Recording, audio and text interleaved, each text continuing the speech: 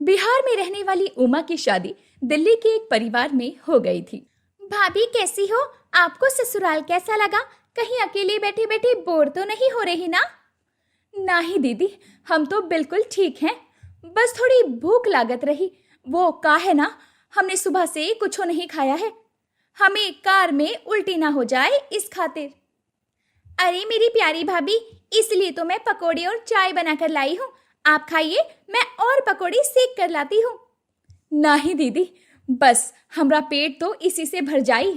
आप परेशानी ना उठाओ। अरे भाभी, इसमें परेशानी कैसी? वैसे भी मुझे भी पकोड़े खाने हैं। आपके साथ गप्पे भी तो लड़ाने हैं। चलो मैं लेकर आती हूँ। कुछ देर बाद स्वीटी पकोड़े और चाय लेकर आ गई। दोनों पकोड़े खा रही थी। दीदी, आप तो कमाल कर दी। ऐसे पकोड़े तो हम कभी नहीं खाई। भाभी, मैंने तो आज कमाल किया है। आपको तो ये कमाल रोज करना है। आपको पकोड़े बनाने तो आते हैं ना? हाँ हाँ ननद जी, हमारी माई ने हमें ससुराल खातिर सब कुछ बनाना सिखाया है। आपको हम एक बार लिट्टी चोखा खिलाएंगे तो आप पकोड़ों को भी भूल जाएंगी। ये सुनकर स्वीटी हंसने लगती है। फिर वो कहती है, भाभी ये आपके बिहार में ही चलता होगा, यहाँ दिल्ली में कोई नहीं खाता।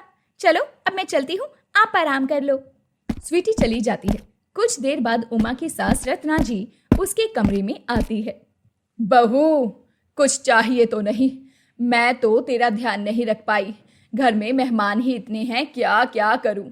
माँ जी, आपको कोनो चिंता करने की जरूरत नहीं। स्वीटी दीदी मुझे पकोड़े देकर गई है। चलो अच्छा हुआ, मुझे तेरी फिक्र हो रही थी। अब तो आराम कर ले। सुबह जल्दी उठ जाना, नहा धोकर पूजा करके सबके लिए पकोड़े बना देना चाय के साथ। जी माँ जी, कोनो फिक्र ना करो। अगले दिन उमा सुबह जल्दी उठकर तैयार हो जाती है। वो किचन में जाती है, लेकिन उसे कुछ समझ नहीं आ रहा था। कुछ देर में रत्ना जी आती है। बहू, वो देख, वहां बेसन रखा है, ये तेल है। तू बस गोभी, आलू और हाँ, पनीर के पकोड़े बना दे। अमन को पनीर के पकोड़े बहुत पसंद है। उमा पकोड़े बनाकर लाती है। सभी उसका इंतजार कर रहे थे। पकोड़े खाकर सब उसकी तारीफ करते हैं। दोपहर को रत्ना जी उमा से कहती है, बहू, रोटी सब्जी और दाल बना ले। और हाँ, याद रखना, शाम को अमन ऑफिस से 6 बजे आएगा और स्वीटी भी उसी टाइम आती है। तू तैयारी कर ले, उन्हें आते ही पकोड़े और चाय चाहिए होगी। माँ जी, सुबह ही तो सबने पकोड़े खाए थे। अब दोबारा हम अपने मायके से पापड़ लाई थी, वो बना देती हूँ। ना बहू, कोई नहीं खाएगा। हम सबको तो पकोड़े खाने की आदत है। उमा दोपहर का खाना बनाकर कुछ देर आराम करती है। शाम को 5 बजते ही उसे याद आता है कि पकोड़े बनाने हैं। वो रसोई में जाकर पकोड़े बनाने की तैयारियां करने लगती है। कुछ देर में स्वीटी आती है। वो किचन में आकर पानी पीती है। भाभी, जल्दी से पकोड़े बना लो, भैया भी आने वाले होंगे। सुबह जैसे ही बनाना। उमा पकोड़े बनाकर लाती है। तब तक अमन भी आ जाता है। पकोड़े और चाय के साथ सभी बातें करने लगते हैं। इसी तरह कई दिन बीत जाते हैं। सुबह शाम दोनों टाइम पकोड़े बनाते बनाते उमा परेशान हो जाती है। उसे कढ़ाई, तेल, बेसन सब बुरा लगने लगता है। एक दिन शाम को अमन और स्वीटी दोनों सोफे पर बैठे थे। भाभी, चाय नाश्ता लाओ, बहुत भूख लगी है। भैया भी आ गए हैं। कुछ देर में उमा नाश्ता लेकर आती है। बहू, ये क्या, पकोड़े कहाँ गए? माँ जी, आज हमने हमरे बिहार का स्पेशल लिट्टी चोखा बनाया है। हमरे गांव में तो हर किसी के घर ई जरूर बनता है। आज ई का नाश्ता कीजिए। तुम्हारा दिमाग खराब है? हम ये जला भुना खाएंगे, पकौड़े क्यों नहीं बनाए? जी, वो हम सोचत रहे, रोज पकोड़े खाने से आप लोग बीमार पड़ जाओगे। एक बार खाकर तो देखो अमन जी, पसंद ना आया तो हम आपके लिए पकोड़े बना देंगे। भाभी, ये गांव का खाना शहर में कोई नहीं खाता। भैया, आप ऑर्डर करके पकोड़े मंगा लो। उमा, तुम चाय बनाओ, मैं पकौड़े बाजार से लेकर आता हूँ। दीदी, हमरी खातिर एक बार चक्कर तो देखो, बहुत अच्छे लगेंगे। नहीं तो हम ही पकोड़े बना देंगी। बहुत टाइम लग जाएगा, तुम्हें पहले ही बनाने चाहिए थे। कोई भी लिट्टी चोखे को हाथ भी नहीं लगाता। बाजार से पकोड़े लाकर खा लेते हैं। रात के समय उमा सोने के लिए अपने कमरे में चली जाती है तो देखती है कि अमन के पेट में तेज दर्द हो रहा था। बहुत तेज दर्द हो रहा है, लगता है पकौड़े नुकसान दे गए। तभी पीछे से स्वीटी और रत्ना जी भी आ जाते हैं। हाँ बेटा, देख रत्ना के और मेरे पेट में भी दर्द हो रहा है। लगता है डॉक्टर को बुलाना पड़ेगा। ये सब इस उमा के कारण हुआ है। घर में पकोड़े बना देती तो बाजार के नहीं खाने पड़ते। माँ जी आप रुकिए, मैं अभी आती हूँ। वो 3 ग्लास में पानी लेकर आती है। भाभी ये क्या है? दीदी ये अजवाइन और जीरे का पानी है, इसे पी लो, अभी दर्द रफू चक्कर हो जाए। तीनों पानी पी लेते हैं। कुछ देर में उनका पेट दर्द बंद हो जाता है। माँ जी इतना तेल खाना सेहत के लिए अच्छा नहीं है, बाजार का तो वैसे भी नहीं खाना चाहिए। हाँ बहू तू ठीक कह रही है, अब से जो तेरा मन करे बना लिया कर, हमसे पूछे बगैर। दोस्तों आखिर उमा के घर वालों को समझ आ गया कि पकोड़े खाना कितना नुकसान देता है और रोज रोज खाना तो और भी ज्यादा हानिकारक होता है। क्या आपको भी कोई चीज रोज खाने की आदत है? हमें कमेंट करके जरूर बताएं और ऐसी ही चटपटी कहानियों के लिए चैनल को सब्सक्राइब करें। रचना और अक्षरा दोनों बहनें थीं। रचना की शादी एक साधारण परिवार में हो गई थी। रचना की शादी के बाद उनके पिता रमेश जी की नौकरी छूट गई। उन्होंने बहुत कोशिश की लेकिन उन्हें नौकरी नहीं मिली। एक दिन उन्हें उनके एक दोस्त ने साड़ी के बिजनेस के बारे में बताया। रमेश जी ने अपनी जमा पूंजी लगाकर बिजनेस शुरू किया। बिजनेस में उन्होंने बहुत मेहनत की। एक ही साल में व्यापार अच्छा चलने लगा। उनकी छोटी सी दुकान एक बड़े से शोरूम में बदल गई और धीरे धीरे उनके शहर में कई शोरूम हो गए। एक दिन रचना अपने पापा से मिलने आई। बेटी तू तो ससुराल जाकर हमें भूल ही गई, कभी मिलने नहीं आई। नहीं पापा, ऐसी बात नहीं है। वो इन्हें काम से फुर्सत ही नहीं मिलती। ये सुबह सुबह जल्दी निकल जाते हैं और रात को भी देर से आते हैं। छुट्टी वाले दिन भी इन्हें घर का काम करना पड़ता है। बेटी एक बात कहूँ, तू दामाद जी से कह छोड़ दे नौकरी। मेरा इतना बड़ा कारोबार है, एक दुकान मैं उनके नाम कर देता हूँ, उसे चलाओ बढ़िया। पापा गलती से भी ये बात उनके सामने मत कर देना, वो नहीं मानेंगे। हम बहुत मजे में हैं। जितना वो कमा लेते हैं उसमें गुजारा चल जाता है। उन्हें किसी का एहसान लेना पसंद नहीं है पापा।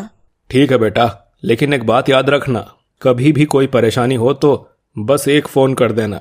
रचना ने हाँ में सिर हिलाया। फिर वो अपनी माँ और सुजाता और बहन अक्षरा से मिलकर चली गई। कुछ दिन बाद एक बहुत अमीर खानदान से अक्षरा के लिए रिश्ता आया। लड़के को रमेश जी पहले से जानते थे। वो भी उन्हीं की तरह बिजनेस करता था।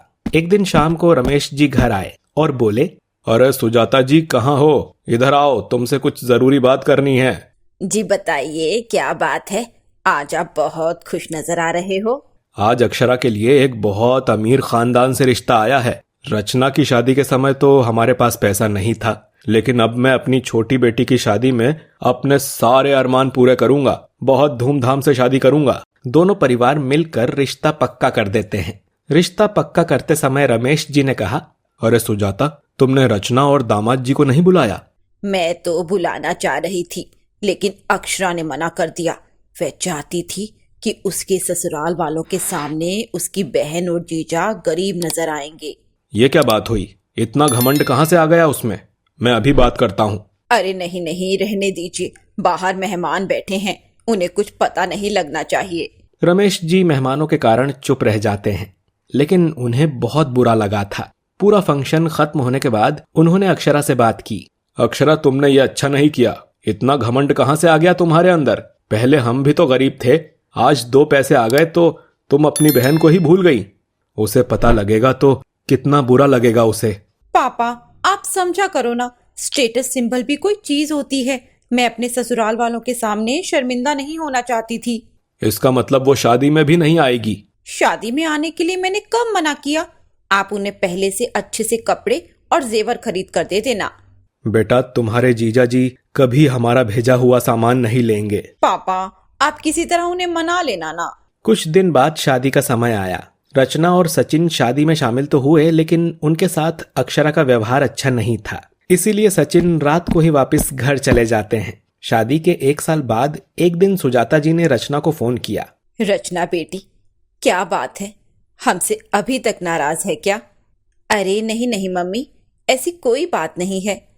बेटी मैं जानती हूँ अक्षरा के व्यवहार के कारण तू हमसे गुस्सा है, उसे माफ कर दे, वो तो बच्ची है। नहीं मम्मी, आप बिल्कुल दुखी मत हो, उसकी नादानियां मैं अच्छे से जानती हूँ।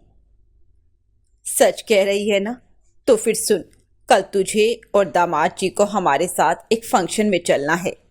कैसा फंक्शन मम्मी? बेटी, वो अक्षरा माँ बनने वाली है, उसकी गोद भराई की रस्म है। कल समय से तैयार रहना, मैं गाड़ी भेज दूंगी। मम्मी, वैसे हम वहाँ ना जाएं तो अच्छा रहेगा, बहुत अमीर लोग हैं वो, हम वहाँ सही नहीं रहेंगे। तुझे मेरी कसम, अगर तू नहीं आई ना तो मैं भी नहीं जाऊंगी, किसी के हाथ सामान भेज दूंगी। अच्छा मम्मी, आप इतनी जिद कर रही हैं तो मैं तो आ जाऊंगी, लेकिन इनका कुछ पता नहीं, शायद वो ना आ पाए।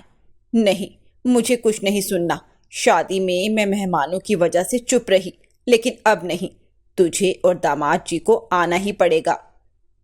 ठीक है मम्मी, हम पहुंच जाएंगे, लेकिन आप गाड़ी मत भेजिएगा। अगले दिन रमेश जी, सुजाता जी फंक्शन में पहुंच जाते हैं। अक्षरा के ससुराल वाले बहुत खुश होते हैं। अक्षरा के पति राकेश ने रमेश जी से पूछा, पापा जी, बड़े भैया नहीं आए? मेरा मतलब सचिन जी। बस आ ही रहे होंगे, रास्ते में होंगे शायद, बहुत जाम भी मिलता है इस टाइम। कुछ ही देर में रचना और सचिन वहां पहुंच जाते हैं। रमेश जी और सुजाता जी बहुत खुश होते हैं, लेकिन अक्षरा उन दोनों को देखकर बात भी नहीं करती। कैसी है अक्षरा? कोई परेशानी तो नहीं है? पहली बार माँ बनने जा रही हो, मुझे क्या परेशानी होगी? आपको पता है 2 नर्सें मेरी देखभाल करती हैं, हर दिन डॉक्टर मेरा चेकअप करते हैं। वैसे आप कैसे आ गई? मैंने तो आपको नहीं बुलाया था। धीरे बोल अक्षरा, मुझे तो माँ ने फोन किया था, मैंने मना भी किया, लेकिन वो नहीं मानी। देखो दीदी, अब आपके और मेरे बीच में बहुत बड़ी खाई है। इस खाई को पैसों से भरा जा सकता है, जो कभी हो नहीं सकता। इसीलिए अच्छा है आप लोग हमसे मिलने जुलने की कोशिश भी ना करो। अब आ ही गए हो तो खाना खाकर जाना, और हाँ, यहाँ किसी को मत बताना कि तुम मेरी बहन हो। रचना की आंखों में आंसू आ जाते हैं। तभी सचिन वहां पहुंच जाते हैं। क्या हुआ? दोनों बहनें क्या बात कर रही हैं? और साली साहिबा कैसी हो? अक्षरा कुछ जवाब देती इससे पहले ही रचना ने अपने आंसू छुपाते हुए कहा, अरे अक्षरा कह रही है खाना बहुत अच्छा बना है, चलो टेस्ट करते हैं। दोनों खाना खाने चले जाते हैं, लेकिन सचिन जी ने सारी बात सुन ली थी। मेरा खाना खाने का मन नहीं है, तुम्हें खाना है तो खा लो, मैं बाहर हूँ, तुम खाना खाकर आ जाना। आप अपना मूड खराब मत करो, मैं भी चलती हूँ, लेकिन ऐसे गए तो माँ को बुरा लग जाएगा। कुछ ही देर में गोद भराई की रस्म शुरू हो जाती है। तभी राकेश सचिन के पास आते हैं। अरे भैया, मैं आपको कब से ढूंढ रहा था, बड़ी देर कर दी आपने। चलो मेरे साथ अक्षरा से मिले या नहीं? मैं मिल लिया अक्षरा से, आप फंक्शन अटेंड करो, हमारी चिंता मत करो। भैया, मैं अक्षरा की तरफ से माफी मांगता हूँ, मैंने भी उसकी बातें सुन ली थी, लेकिन अगर आप आज ऐसे ही चले गए तो मैं कभी अपने आप को माफ नहीं कर पाऊंगा। राकेश सचिन के हाथ पकड़कर सबसे आगे ले जाता है। अक्षरा उन्हें देखकर घबरा जाती है। ये है मेरे बड़े भैया, इनके आशीर्वाद के बगैर ये फंक्शन अधूरा है। आइए भैया भाभी, हम दोनों को आशीर्वाद दीजिए। सचिन और रचना दोनों के सिर पर हाथ रख देते हैं। आज एक बात समझ लो, ये मेरे बड़े भाई हैं, किसी ने भी इनका अपमान किया तो उसका परिणाम ये होगा कि हमारा रिश्ता खत्म। मुझे माफ कर दो, मैं जीजा जी और दीदी से भी माफी मांग लूंगी। अगले दिन दोनों सचिन और रचना के घर पहुंच जाते हैं। अक्षरा रचना से माफी मांगती है। ठीक है साली साहिबा, कुछ तो नखरे आपके भी उठाने पड़ेंगे हमें। ये सुनकर सब हंसने लगते हैं।